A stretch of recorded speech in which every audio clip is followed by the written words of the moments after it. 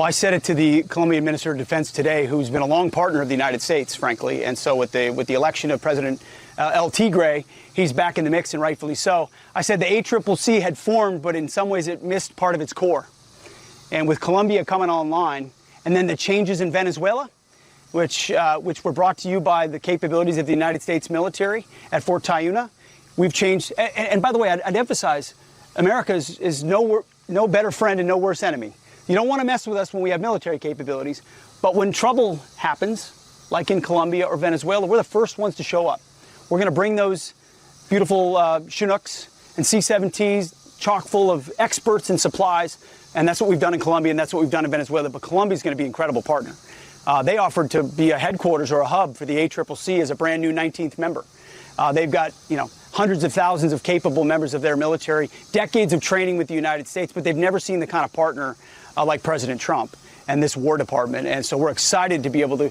We went quickly into details because that mill-to-mill relationship has been long-standing. Let's just say, country by country, it is overwhelmingly clear that the United States of America is the preferred partner of choice. There are a lot of foreign actors that bring in other influences, whether it be China, Russia, Iran. It was Russian air defenses that were supposed to defend Caracas and didn't work. There were Cuban guards that were supposed to defend Maduro, and they weren't able to.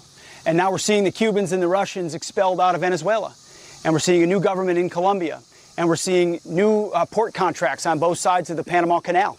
You've got a new MOU with Panama, so our partnership here at Fort Sherman and the Jungle School has expanded. We've got a great ambassador who's making sure that all the economic deliverables we said would happen and military partnerships would happen actually happen. See, what happens with some of these other countries, whether it's China or Russia or Iran, is there happens to be a lot of exploitation and self-serving. And the United States of America shows up, and we want to respect your sovereignty and find ways to mutually work together that are beneficial to you, that empower your people, that bring prosperity to your country. But President Trump has been clear about the Panama Canal. The United States of America built that canal, secured it with the blood and sweat of a lot of Americans. It's a key piece of terrain. We've got more troops here in partnership with Panama than we've had in a very long time. Panamax is a strategic exercise to defend the Panama Canal. We've got American businesses and Cybercom, others involved. So we're partnering with Panama, but at the same time, we're ensuring that our interests are defended here as well, no doubt. Designated terrorist organizations with partner governments will be legitimate targets of the United States government with partner governments to include Colombia.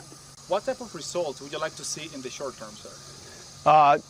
Operational capability, like you saw with the strikes on the drug boats of DTOs, same effect on land. And so we're working with Ecuador, we're working with Colombia, we're working with partners to bring the fight to the DTOs on land. Anywhere you traffic drugs, or you threaten the American people or our partners, you are a target just like ISIS or Al-Qaeda. We spent 25 years refining the kill chain on how to diagnose and target networks halfway around the world.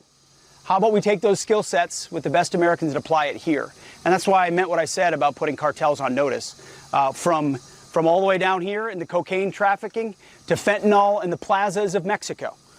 This is a networked fight that we're empowering Southcom and Northcom together in the Western Hemisphere to execute ruthlessly.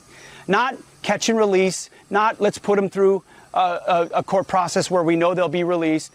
We're going to close with and destroy these networks with every capability. On Cuba, the president says Cuba will be next. Is there a military role in that? Like I've said before, and I think you've seen what happened in other cases, all options are on the table, to include military options. And I think Cuba would be wise to pay attention to the willingness of President Trump to assert American strategic prerogatives, and there's certainly no match for the United States of America. And if you see what foreign influence has been able to do in our hemisphere, it's been pretty minimal. The Russians and the Cubans and the Iranians in Venezuela, the way that countries have moved toward the United States, toward the ACCC, toward this partnership, they understand where the balance of power lies, especially in this hemisphere. And that certainly pertains to Cuba. So we're going to have a lot of options there, and we look forward to it. So.